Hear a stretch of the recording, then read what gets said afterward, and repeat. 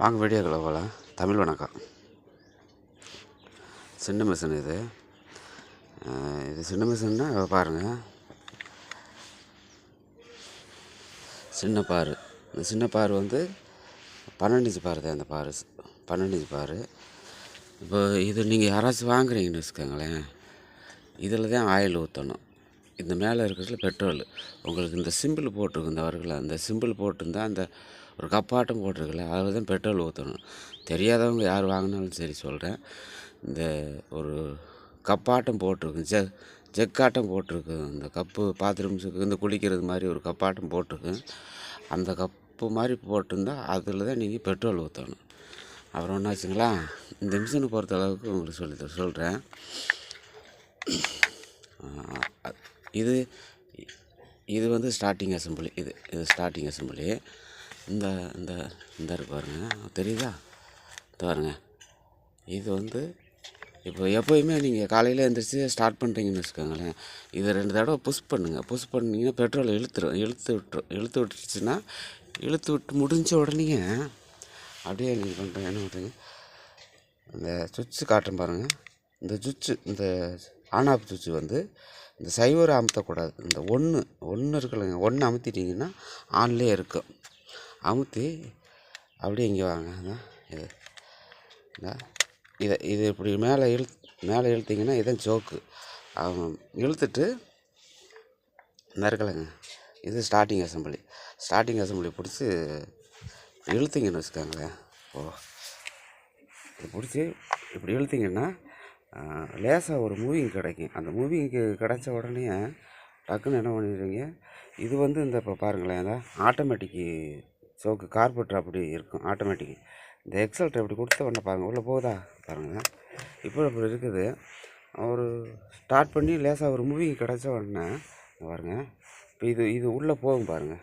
நீங்கள் தள்ளி விட வேண்டியதில்லை. ஒவ்வொன்றுக்கு வந்து இந்த இப்போ சின்னது இந்த மிஷினுக்கு எடுத்துக்காங்க. இப்போ சோக்கு இழுத்தாச்சு, நம்ம ஸ்டார்ட் பண்ணிவிட்டு திரும்ப இந்த பாருங்க, இப்படி சொன்னால் போகாது.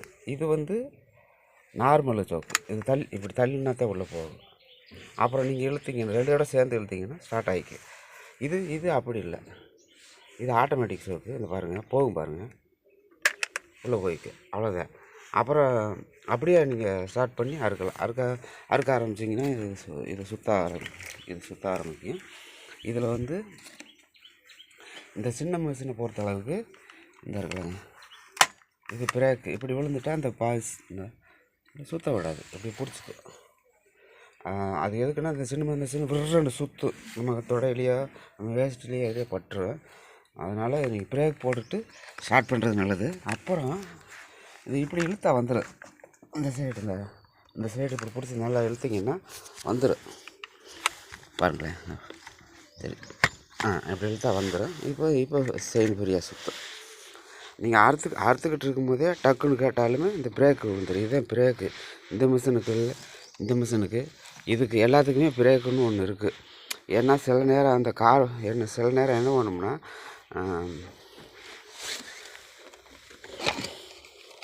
இந்த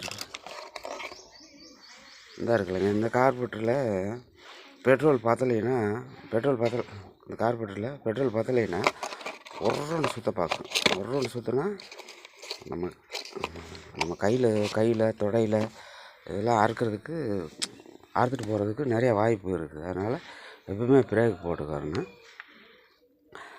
இது வந்து புது மிஷின் எடுத்து ஒரு 1/2 டன் கூட அவர் அறுக்கலை, கஸ்டமர் அறுக்கலை. இதை வச்சு அவர் அது எப்படி சொல்கிறதுன்னா, மெயின்டெனன்ஸ் பண்ண தெரில. அவரால் ஒர்க்கு வந்து இதை வச்சு அவரால் பண்ண தெரியல. இந்த மிஷினை வச்சு பண்ணுறாரு, அதை வச்சு பண்ணிக்கிட்டு இருக்காரு. அவர்கிட்டயே கொடுத்துருக்குறோம் நாங்கள் 84 சிசி. அது 84 சிசி பவர் டேக்ஸில் கொடுத்துருக்கோம், ஓடிக்கிட்டு இருக்குது. இது அவருக்கு ஒர்க் பண்ண தெரில. இப்போது நல்லா தெளிவாகவே இருக்குது. இதில் என்ன பண்ணி போட்டாங்கன்னா, கார்பெட்டர் போக்கடிச்சிட்டாங்க, சிலிண்டரையும் போக்கடிச்சிட்டாங்க. இந்த சிலிண்டரும் கார்பெட்டும் போக்கடிச்சதுனால என்ன பண்ணுன்னா, என்னென்னா ஆயில் நிறையா ஊற்றி இந்த இருக்கலங்க சிலிண்டர். இந்த சிலிண்டரில் இதுக்கு மட்டும் சிலிண்டர் மட்டும் இந்த மிஷினுக்கு 2000 ரூபா வரும் சிலிண்டர். இதுக்கு 1800 வரும். இந்த சிலிண்ட்ரு வேறு, இந்த சிலிண்ட்ரு வேறு. இந்த சிலிண்ட்ரு பிஸ்டன் என்ன ஆகி போச்சுன்னா நல்லா நல்லா பிடிச்சி ஓடி ஓடி ஓடி இந்த இந்த பிஸ்டன் நல்லாவே தேஞ்சு போச்சு. கம்ப்ரஷன் பிடிக்கவே மாட்டேன்றது. அது ஒன்று ஆச்சுங்களா. ஆயில் எச்சா போய் கார்பரேட்டரில்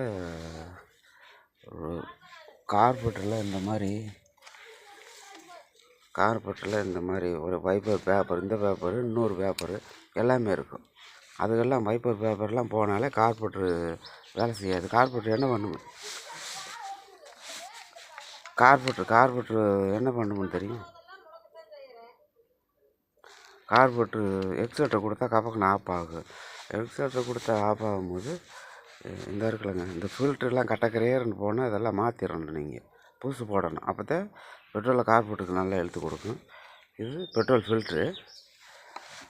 அப்புறம் இந்த பீத்தர்னே எல்லாமே சொல்லுவாங்க. இது நம்மளுக்கு கட்டாயம் தேவை. இந்த பீத்தர் வந்து இந்த இருக்குல்லங்க, கரெக்டாக பார்த்துக்கோங்க. வீடியோ பார்க்குறவங்க தெளிவாக பாருங்க. இந்த புஷ்ஷுக்கு உள்ள இதுக்குள்ளே இருக்கும். இந்த பீத்தர் இப்படி இருக்குது. இந்த பீத்தர் போனாலே உங்களுக்கு டேங்கிலேருந்து பெட்ரோலு கார்பரேட்டருக்கு போகாது, பீச்சி அடிக்காது. இது போச்சுனால இது கம்மியான ரேட்டு தான். ஆனால் கலட்டி மாட்டும் போது இந்த செக்ஷன் கலட்டணும், அந்த செக்ஷன் கலட்டணும், எல்லாத்தையும் கலட்டிட்டு இதுக்குள்ளே தான் இருக்கும். இதுக்கு தான் இருக்கும் இந்த பீத்தர். சரிங்களா. இது இப்போது இந்த மிஷினை கஸ்டமர் கொடுக்கணுன்றாரு. யாருக்கும் தேவைப்பட்டால் கேளுங்க. கம்மியான ரேட்டு தான். அவர் என்னென்னா இப்போ எதுக்கு கொடுக்குறாருன்னா, இப்போ உங்கள்கிட்ட நாங்கள் கொடுத்தாலும் சிலிண்டரு கார்பரேட்டர் எல்லாமே மாற்றி கொடுத்துருவோம். அது சிலிண்டரு கார்பரேட்டரு மாற்றி கொடுத்தா தான் மறுபடியும் ஒழுக்கமாக ஓடும். நீங்கள் மரம் அறுக்க முடியும், டன்னேஜ் கிடக்கு. இது என்னென்னா இந்த பெரிய பெரிய டவுனுகளில் இந்த சிட்டிகளுக்குள்ள உள்ள இந்த வாதுக்கு இதை அறுத்து விட்டுட்டு கூலி வாங்குறதுக்கு, வாதம் அறுக்கிறதுக்கு கரெக்டாக இருக்கும். ஒரு கைட்டை பர்ஃபார்மன்ஸ் பண்ணலாம். இது வந்து ஒரு கைட்டை இப்படியா இருக்கலாம். இது வந்து 2 கைட்டையும் பர்ஃபார்மன்ஸ் பண்ணணும். இது வந்து இங்கே ஒரு கை, இங்கே ஒரு கை, 2 கைட்டையும் பர்ஃபார்மன்ஸ் பண்ணணும். அப்போ மரத்தில் இருந்துக்கிட்டு 2 கைட்டையும் பண்ணும்போது நம்ம சேஃப்டிக்காக இருக்கணும். மரம் டக்குன்னு உடையும் போது நம்ம கீழே விழுகிறதுக்கு நிறையா வாய்ப்பு இருக்குது. இதில் அப்படி இல்லை. ஒரு கையில் மரத்தில் தூக்கி வச்சுக்கிட்டா எக்ஸலேட்டர் கொடுத்தா அறுத்துரும். ஒரு கையில் நம்ம வாதை பிடிச்சிக்கலாம். இது ஒரு கையில் இருக்கிறது. அப்புறம் சின்ன இந்த தோட்டத்துகளுக்கு இந்த மட்டை, இந்த ஒரு சின்ன அகத்தி குச்சி, இதுக்கெல்லாம் இந்த கைத்தண்டி குச்சி எல்லாம் வெட்டுறதுக்கு இது நல்லாயிருக்கும். நல்லா அந்த எப்படின்னா, அந்த ஒரு கையில் அந்த குச்சியை பிடிச்சிட்டு ஒரு கையில் மிஷினை பிடிச்சி அறுத்து அந்த குச்சியை அப்படியே தூக்கி போட்டுடலாம். இது அதுக்கு இந்த விவசாயிகளுக்கும் நல்லாயிருக்கும். சிம்பிளானது. பெட்ரோலும் கம்மியாகத்தையும் குடிக்கும். பெட்ரோல் அதிகமாக குடிக்காது. பெட்ரோல் எதுக்கு அதிகமாக குடிக்குதுன்னா, அந்தளவுக்கு இது அறுப்பு போகாது. இது ஒரு நாளைக்கு 5 டன்னு 6 டன்னு எத்தனை பெரிய மரமாக இருந்தாலும் போடும். இது அப்படி சின்ன வாதுகளை அறுத்துக்கரலாம். நல்லாயிருக்கும். சின்ன மிஷின் ஒரு கையில் இருக்கிறது. ஒரு கையில் பர்ஃபார்மன்ஸ் பண்ணுறது. இங்கே தான் எல்லாமே. நீங்கள் தேவைப்பட்டால் இங்கே ஒரு கை பிடிச்சிக்கலாம். இதுக்குள்ளே தான் கார்பரேட்டர் இருக்குது. இந்த பக்கம் சைலன்சர் வந்து இந்த மிஷினுக்கு முன்னாடி இருக்கும், இந்த பக்கம் இருக்குது சைலன்சரு. எப்போயுமே நீங்கள் காலையில் எழுந்திரிச்சி இந்த பப்புளு இருக்கிற மிஷினுக்கு மட்டும் காலையில் எழுந்திரிச்சி ஸ்டார்ட் பண்ண போகிறீங்கன்னா ஃபஸ்ட்டு சுவிட்சு 1 அமுத்திக்கோங்க.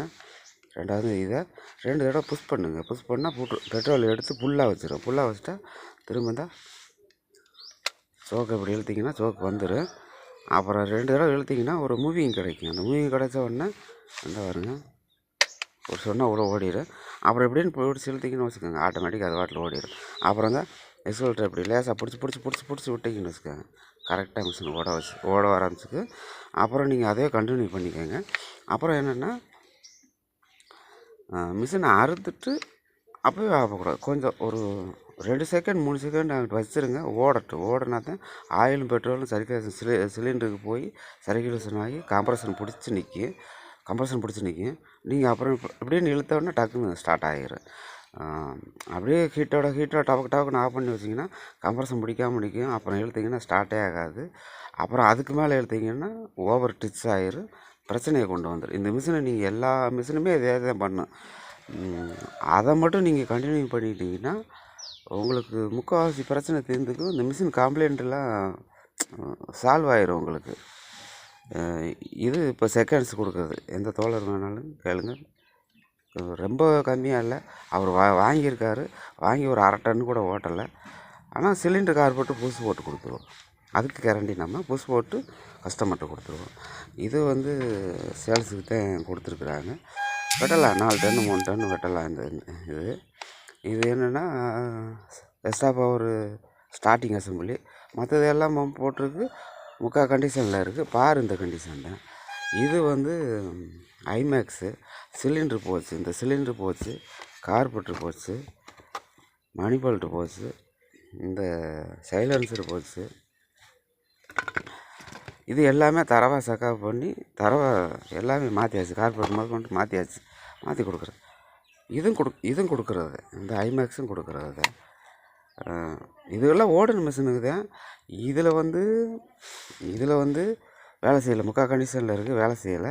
ஆனால் முக்கால் கண்டிஷனில் இருக்குது, அறுக்கலாம். டெய்லி 1 டன்னு 2 டன்னு அறுத்துக்கிட்டே இருக்கலாம், ஒன்றும் பிரச்சனை இல்லை. இது வந்து வேலை செஞ்சுருக்குது. எல்லாமே புதுசு போட்டிருக்கு. இது நம்ம சிலிண்டர் புதுசு போட்டாச்சு, கார்பெட்டு புதுசு போட்டாச்சு, மணிபோல்ட்டு புதுசு போட்டாச்சு. அப்புறம் இன்னும் சொல்லப்போனால் இந்த பெட்ரோல் டியூப் புதுசு போட்டிருக்குது. இந்த சொல்கிறோம்ல, இந்த ஆயில், இதுதான் ஆயில் சிலுவுன்றது. இந்த ஆயில் சிலுவு தான் எங்கே இருக்கும்னா, இங்கே இது இருக்குல்லங்க, இதுக்குள்ளே பிளேவீல் இருக்குது. பிளேவீலுக்கு அடுத்து ஒரு பிளேட் ஒன்று இருக்கும். அந்த பிளேட்டுக்கு உள்ளே இருக்கும் ஆயில் சிலுவு. இது வந்து இந்த பெருசு வந்து இந்த பிளேவீட் சைடு இருக்குது. இந்த சிறுசு வந்து கிளச்சு சைடு ஆயில் பம்புக்கு உள்ளே இருக்கும். இது போனாலே உங்களுக்கு கம்ப்ரஷன் பிடிக்காது, ஏர் வாங்க ஆரம்பிச்சிக்கும். இது ஆயில் சிலுவுன்னு கிராங்க் சாப்பிட்டில் ஏரை வெளியே விடாமல் பிடிக்கிறது. இதெல்லாம் கம்மியான ரேட்டு தான். கழட்டி மாட்டுறது தான் கொஞ்சம் வேலையாகும், கொஞ்சம் பிரச்சனையாகும், அவ்வளோதான். வேறு ஒன்றுமில்ல. சிலிண்டர்லாம் இந்த இப்படி கொஞ்சம் கம்மியான குவாலிட்டிலாம் போடக்கூடாது. இதெல்லாம் இந்த வருங்க, இதெல்லாம் தான். இது வந்து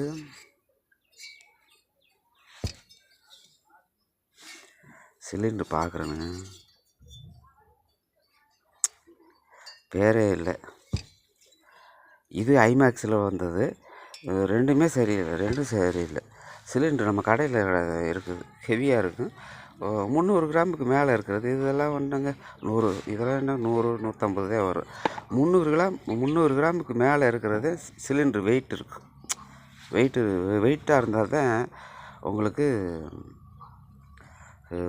எப்படி சொல்கிறேன்னா, வெயிட்டாக இருந்தால் உங்களுக்கு இன்ஜின் ஹீட் ஆகாது. நீங்கள் என்னென்ன இந்த செயினில் பதம் இல்லாமல் அறுத்திங்கன்னா ஒரு நேரம் ரன்னிங் அமுத்துறது மாதிரி வரும். அப்போது வாழ்னு கற்றும். அப்போது இன்ஜின் சூடேறும்போது இது வெயிட் இல்லாமல் இருந்துச்சு, ரிஸ்க்குன்னு இருந்துச்சு, பொசுக்குன்னு அப்படியே ரொம்ப ஹீட்டாகி சிலிண்டர் போக வாய்ப்பு இருக்குது. வெயிட்டாக போட்டிங்கன்னா சிலிண்டரு ஹீட்டை நல்லா தாங்கிக்கு. இது மோட்ரு 1 HP மோட்ரு, அதுவும் சர்வீஸுக்கு வந்துருக்குது. வேறு ஒன்றும் பிரச்சனை இல்லை. சத்தம் வருது, அது அந்த 1 HPயில் சத்தம் வருது. பேரிங்கி மாற்றி விட்டுற இதுக்கு வர பேரிங்கே தானுங்க, இந்த 64 சைபராக அதுக்கும் வரும். பேரிங்கி மட்டும் புதுசு போட்டு விட்டால் மறுபடியும் நாய்ஸு சத்தம் வந்து வாய்ஸ் நல்லா இருக்குது. இப்போது அந்த இல்லைங்க, ஐமேக்ஸு முதல்லாம் விட்டாங்க. இப்போ டப்பாவில் விட்டுருக்காங்க. டப்பாவில் விட்டது வெள்ளையாக இருக்கும், நல்லாயிருக்கும், சூப்பராக இருக்கும். ஐமேக்ஸு செய்யணுவாங்க. இந்த டப்பாவில் விட்டது நல்லாயிருக்கு, கம்மியான ரேட்டு. மற்ற பக்கம் எப்படி கொடுக்குறாங்கன்னு தெரியல. சைலன்சரு போச்சுன்னா சத்தம் கேட்கும். ஒரு சந்து பொந்துக்குள்ளே அறுக்க முடியாது. அதனால் சைலன்சர் மாற்றிக்க. சைலன்சர் இப்படி ஆட்டி பார்த்தீங்கன்னா கலக்காம ஆடக்கூடாது. சைலன்சர் போச்சுன்னா சைலன்சர்லேருந்து தூள் வந்து சிலிண்டருக்கு போயிடும். எப்படி இருந்தால் இது பம்பு போச்சு, பம்பு ஆயில் பம்பு தெளிவாக இருக்கும் பாருங்கள். ஆயில் பம்பு இப்படி ஒரு பிராண்டாக வாங்கி போட்டிங்கன்னா ஆயில் பிரச்சனை உங்களுக்கு தீர்ந்துடும். ஏதோ ஒன்று தூக்கி போட்டிங்கன்னு வச்சுக்கோங்களேன், 2 நாளைக்கு ஓடும், 2 நாளைக்கு ஆயில் வரும், 3 நாள் ஆயில் வராது. அப்புறம் அவங்கள செஞ்சு கொடுத்தவங்கள போட்டு என்ன ஆயில் வரலன்னு சொல்லுங்க. போடுறீங்க ஆயில் பம்பெலாம் நல்ல தெளிவான பம்பாக போட்டுருங்க. அதே மாதிரி தான் இது கிளச்சு இது பழைய கிளச்சு ட்ரம். இதுக்குள்ளதே இருக்கும் கிளச்சு. காட்டுற பாருங்கள், இது பழைய இது பழைய கிளச்சு. இந்த கிளச்சு போனாலே உங்களுக்கு மிஷின் வேகமாக ஒரு பாரில் செயின் ஒருன்னு சுற்ற ஆரம்பிச்சிக்கும். இந்த ஸ்ப்ரிங்கு லூஸ் ஆகிட்டா என்ன பண்ணணும்னா பாருங்க, தெளிவாக சொல்கிறேன். இப்படி தான் இருக்கும். இந்த ஸ்ப்ரிங்கு லூஸ் ஆகிட்டா இந்த ட்ரம்மை இப்படி பிடிச்சிக்கும். இப்படி பிடிச்சா என்ன ஒன்று இப்படி ஒருன்னு சுற்ற ஆரம்பிக்கும். இதுக்குள்ளே பார்கட்டு கிடக்கும். இது பார்கட்டுக்கு மேலே செயின் இருக்குது. ஒருன்னு சுற்ற ஆரம்பிக்கும். இப்படி பாரில் செயின் சுற்ற ஆரம்பிக்கும் நிற்காமல். அப்போ இது கண்டினியூவாக மாற்றிக்காங்க. இது மாற்றினா தான் இது மாற்றலைன்னு வச்சுக்கோங்களேன், உங்களுக்கு பிக்கப்பு கிடைக்காது, அறுப்பு சுருப்புன்னு இருக்காது. அதனால் இது கிளச்சு மாற்றிக்கிறணும். கிளச்சு எப்போ போனாலும் மாற்றிக்கிறணும். அதே மாதிரி இது இதைத்தான் சொல்கிறேன், மணிப்போல் ரப்பர்னு. இது வெட்டையாகிட்டாலோ எங்கேயும் ஓட்டை இருந்தாலோ மிஷின் சுருக்குன்னு எந்திரிக்காது. சும்மா பதன்னு இருக்கும். இப்படி இருக்கு பாருங்கள், இப்படி இருக்கும், பதன்னு இருக்கும். இந்த பக்கம் சப்பே ஆயிரும். இல்லைன்னா எங்கேயாச்சும் லீக் அவுட் ஆகும். லீக் அவுட் ஆச்சுன்னா ஸ்டார்டிங் ப்ராப்ளமே வந்துக்கிட்டு இருக்கும். அப்படியே நீங்கள் அமுத்துனீங்கன்னா சும்மா மந்துன்னு இருக்கும். இது ஏர் டீப்பு. கார்பெட்டர்லேருந்து இந்த கார்பெட்டர்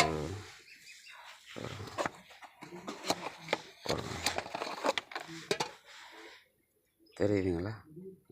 இந்த இப்படி இந்த இருக்குங்க. இதில் ஏர் டீப்பு.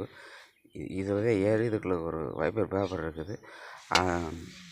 இன்ஜினுக்குள்ளேருந்து இந்த சின்ன டீப்பு வரும். இது எங்கேயும் லீக் அவுட் இருக்குதா, நல்லா இருக்குதான்னு பார்த்துக்கோங்க. இது எங்கேயும் லீக் அவுட் இருக்குதா, நல்லா இருக்கான்னு பார்த்துக்கோங்க. இதில் டேமேஜ் இருந்தாலும் ஸ்டார்டிங் ப்ராப்ளம், சின்ன பிரச்சனை வந்துக்கிட்டே இருக்கும். இந்த ஏர் டீப்பு, இந்த பெட்ரோல் டீப்பு எல்லாம் நல்லா இருக்கான்னு பார்த்துக்காங்க. லீக் எங்கேயும் இருக்கான்னு பார்த்துக்காங்க.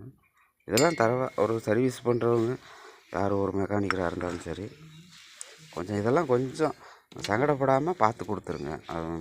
கண்டமான மிஷின் இருக்குது. கண்டமான மிஷின்கள் நிறையா இருக்குது. கண்டமான மிஷின்களை எடுத்து வேலை செஞ்சுறாங்க. நீங்கள் 4 ரூபா எப்படி ஒரு சிலிண்ட்ரு, ஒரு கார்பெட்ரு, சின்ன சாமானை போடும்போது 2-3 ரூபா வந்துடும். அப்போது பெட்டு போயிடுச்சு அப்படின்னா, பெட்டு போனாலே அங்கே வேலை இல்லை. பேரிங்கி நிற்கினாலே வேலை இல்லை. பெட்டு போனாலே கிராங்க் ஷாஃப்ட் போயிடும். கிராங்க் ஷாஃப்ட் போகும்போது அவ்வளோதான், அது வேல்யூஷனே முடிஞ்சிச்சு. அப்போ கஸ்டமரை கூப்பிட்டு புது மிஷின் எடுக்க சொல்லிடுங்க. நீங்கள் அதில் 2-3 ரூபாய்க்கு பக்கம் வேலை செஞ்சு கொடுத்தீங்கன்னா எம்டியில் ஓடும். லோடு கொடுத்து 4-5 டன்னாக இருக்கும்போது ஓடாது. அதை தூக்கி ஒரு மூலையில் போட்டுருங்க. அப்புறம் இந்த பாக்ஸு, அப்புறம் இந்த இதுக்கு ஏதாச்சும் தேவைப்பட்டால் அந்த மிஷினுக்கு கழட்டி போட்டுக்காங்க. பழைய இரும்பு கடைக்கு போடுறாங்க, வீட்டில் வச்சுருங்க. உங்களுக்கு தேவைப்படும் போது எது தேவைப்படும், இந்த டேங்க்லாம் கொஞ்சம் நல்லா இருந்துச்சுன்னா டக்குன்னு அந்த மிஷினுக்கு கழட்டி போட்டுக்கலாம். அதனால் காலாவதியான மிஷினுகளை வேலை செய்யாதீங்க. வேலை செஞ்சிங்கன்னா ஓடாது. சரி, வணக்கம். தமிழ் வணக்கம். கொஞ்சம் சப்போர்ட் பண்ணுங்கள்.